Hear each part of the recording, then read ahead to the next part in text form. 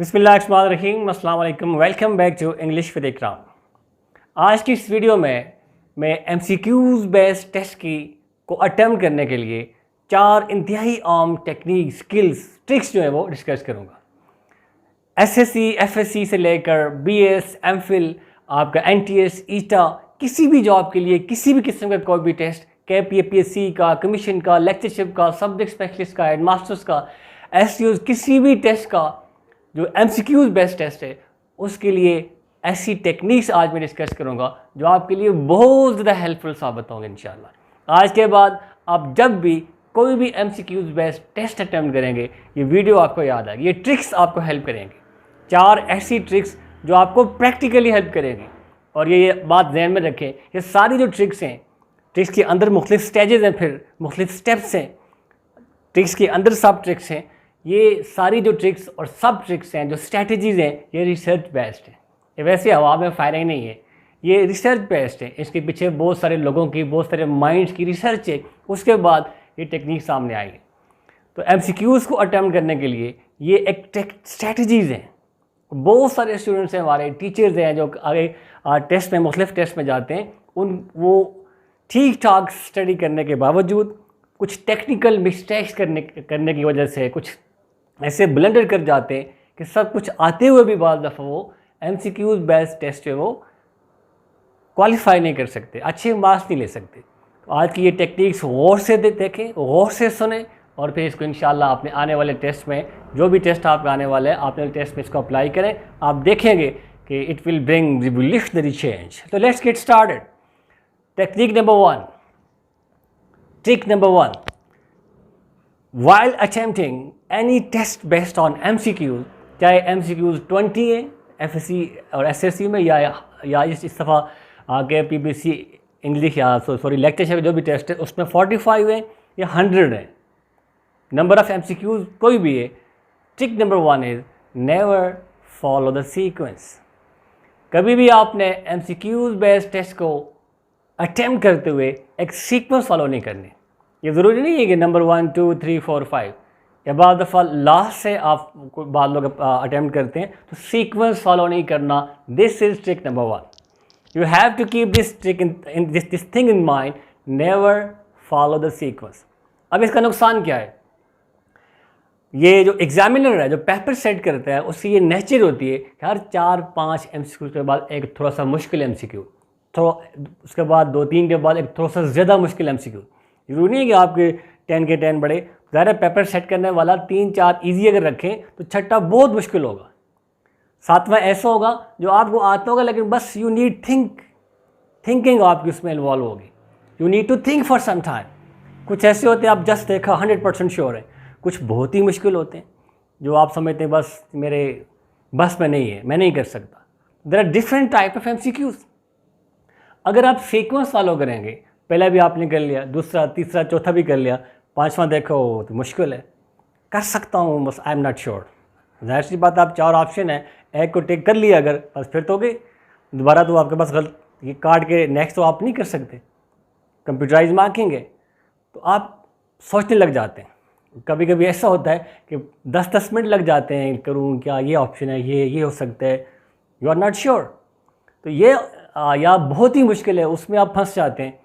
फिर क्या होता है, टाइम ज़ाया हो जाते हैं। और जब आखिर में बाद दफ़ा 50 के बाद, 25 के बाद, बहुत सारी इजी जो होते हैं, ये 70 के बाद, 100 MCQs की बात कर रहा हूँ, 70 के बाद क्या होगा, वो 10-15 ऐसे बिल्कुल इजी है, आप वहाँ तक पहुँचेंगे नहीं, time finish, time is over. जब ये आवाज़ कानों में पड़ेगी, या 10 मिनट्स रहते हैं जी, 20 मिनट्स, जब ये आवाज़ कानों में पड़ती है बस देन यू गेट एम्बैरेस्ड। फिर हाथ पाँव बंदे के कामने शुरू हो जाते हैं। अब क्या करूँ, घड़ी देखते हैं, अब तो टाइम बहुत शॉर्ट है, मेरे तो 50 रहते हैं। तो इजी भी हो, जो आप कर सकते थे वो भी आपने छोड़ दिए। तो this is the drawback of, this is the disadvantage of following a sequence.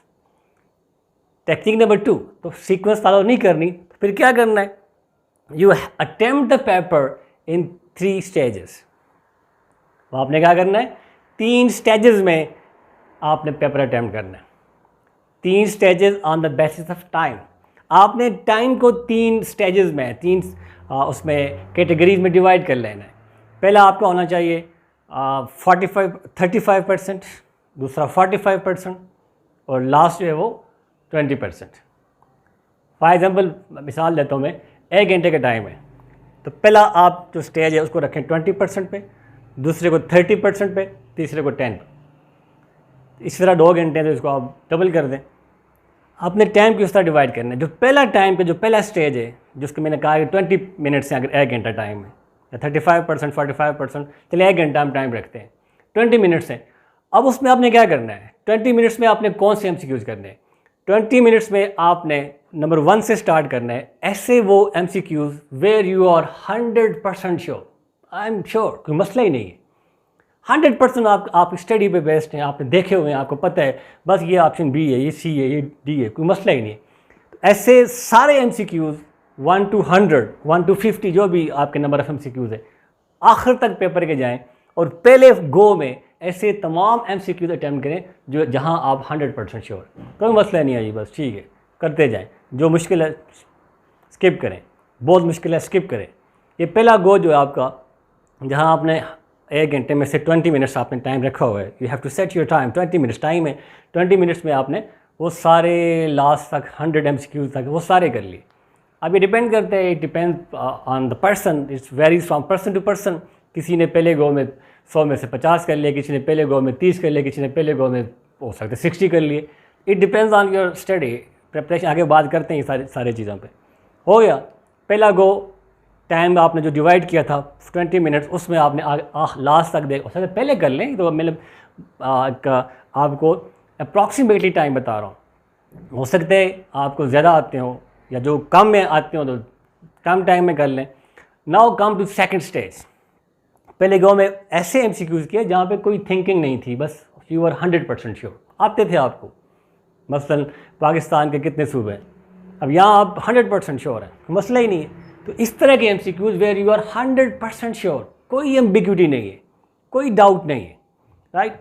Number 2, अब आपने जो सेकंड स्टेज है that's very very important stage, इसलिए इस पर मैंने टाइम ज़्यादा रखा है आपके लिए 30 मिनट्स, 1 घंटे में से 30 मिनट्स, यानी दूसरा जो 45 minutes of the total time. तो वो यहाँ आपने ऐसे MCQs अटैम्प्ट करने where you require some thinking. आप कर सकते हैं but you need to think, you are not 100% sure. 60-30, 60-40, ये दोनों में से कोई, मतलब you need some sort of thinking, you need to think about that. आपको उसके लिए थिंकिंग चाहिए, सोच चाहिए, आप सोचना चाहते हैं, थोड़ा टाइम चाहिए। तो दूसरे गो में आपने ऐसे MCQs करने जहां आपको थोड़ी सी थिंकिंग, थोड़ा सा टाइम चाहिए। दूसरे गो में आप फिर पहले में आपने कर लिए थे, अब आप ऐसे जो बहुत मुश्किल है उनको नहीं छेड़ना, ऐसे जहाँ पे आपको थोड़ा सा डाउट है, थोड़ा सोचें। आपके पास टाइम भी है, मैक्सिमम टाइम आपने इसके लिए स्पेसिफाई किया हुआ है, ये बहुत ही इंपॉर्टेंट स्टेज है। तो इसमें आपने फिर लास्ट तक जाना है। पहले गो में आप पूरा पेपर देख चुके होंगे, ये फ़ायदा भी है ना कि लास्ट तक फर्स्ट जो आपने गो किया था, फर्स्ट जो आपने टाइम रखा था, उसमें आपने सारे MCQs देख भी लिए। आपको पता है मुझे कितने डाउटफुल में कितने में आऊँ, कितने मेरी मुश्किलें, आसान कितने, एक आपको एक सेटिस्फैक्शन, एक कॉन्फिडेंस भी बिल्ड हो चुका होगा। तो सेकंड स्टेज में आपने क्या करना है, ऐसे MCQs जो आपको थोड़े से मुश्किल लगते हैं, यहाँ थोड़ी सी आपको थिंकिंग चाहिए, वो आपने कर लिए। टाइम भी ज़्यादा था, मज़े से। अब आपके पास देखें टाइम थोड़ा बच जाएगा, 1 घंटा का टाइम है, 10 मिनट बचते हैं। अब आप इन 10 मिनट को यूटिलाइज़ कर सकते हैं। जो कर लिए वहाँ तो वापस जाने को फ़ायदा ही नहीं है ना, आपने सर्कल फिल कर लिया। अब आपके पास 5, 7, 8 ऐसे MCQs जो बिल्कुल मुश्किल हैं, यू कांट डू दैट। आपकी नॉलेज, आपकी स्टडी पे बेस्ट ही नहीं है, लेकिन टाइम बचता है तो उनको भी देख लेते हैं। अगर नेगेटिव मार्किंग नहीं है तो वहाँ पे फिर आप फ्लूक तुक्का भी मारेंगे। अब तुक्का मारने की अलग आगे टेक्निक आ रही है, तो उस टेक्निक बेस तुक्का मारेंगे।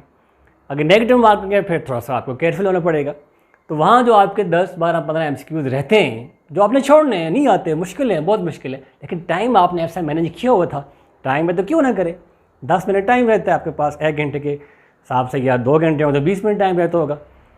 तो आप वहाँ भी आप कोशिश करें, वहाँ जोर लगाएं। हो सकता है कोई दिमाग में आ जाए, हो सकता है कोई ऐसा, या अगर नेगेटिव मार्किंग नहीं है फिर आपने आगे जो टेक्निक आ रही है उस टेक्निक बेस आपने फ्लिप तुक्का मारना है। ये दूसरा स्टेज है, that's very very important stage कि आपने टाइम को 3 हिस्सों में डिवाइड करके ऐसे जैसे मैंने बताया है आपने MCQs करने हैं, राइट। अब आपके MCQs जो है वो ऑलमोस्ट हो गए। नाउ तीसरी very important technique that is called elimination technique. MCQs based जो पेपर होते हैं उसमें एलिमिनेशन टेक्निक बहुत ज़्यादा हेल्प करती है।